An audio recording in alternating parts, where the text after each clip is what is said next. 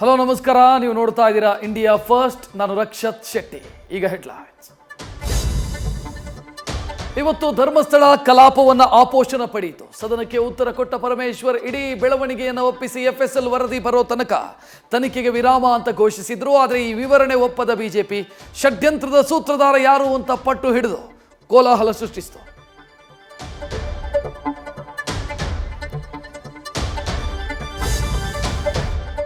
ಎರಡು 2023ರ ಹೇಳಿಕೆ ತಿಮ್ಮರೋಡಿಗೆ ಸಂಕಷ್ಟ ತಂದಿದೆ. ಸಿಎಂ ಸಿದ್ದರಾಮಯ್ಯ 24 ಕೊಲೆ ಮಾಡಿಸಿದ್ದಾರೆ ಅಂತ ವಿಚಿತ್ರ ಆರೋಪ ಸದನದಲ್ಲಿ ಕಂಪನ ಎಬ್ಬಿಸಿತು. ಇನ್ನು ಅನಾಮಿಕನ ಮಾತು ನಂಬಿ ಗುಂಡಿ ತೋಡಿದ ಸರ್ಕಾರ ಈಗ ತಾನೇ ಬೀಳೋ ಹಂತದಲ್ಲಿದೆ.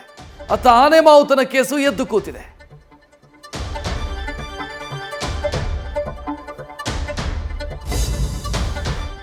ಪರಪ್ಪನ ಅಗ್ರಹಾರದಲ್ಲಿರೋ ಡೆವಿಲ್ಗೆ ಬಳ್ಳಾರಿ ಭೂತದ ಭೀತಿ ಆವರಿಸಿದೆ. ಆಗಸ್ಟ್ 23ಕ್ಕೆ ಕೋರ್ಟ್ ತೀರ್ಮಾನ ಕೈಗೊಳ್ಳಲಿದೆ.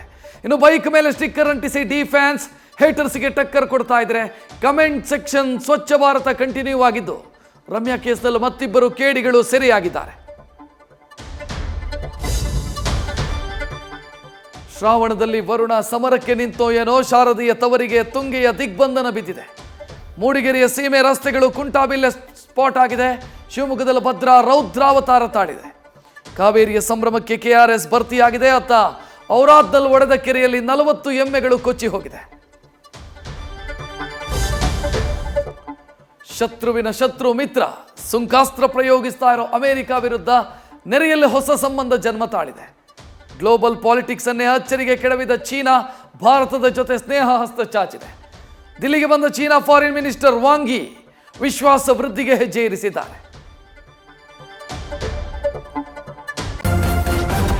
ನ್ಯೂಸ್ ಫಸ್ಟ್, ನಿರ್ಭೀತಿಯಿಂದ ನಿಮ್ಮ ಪರವಾಗಿ.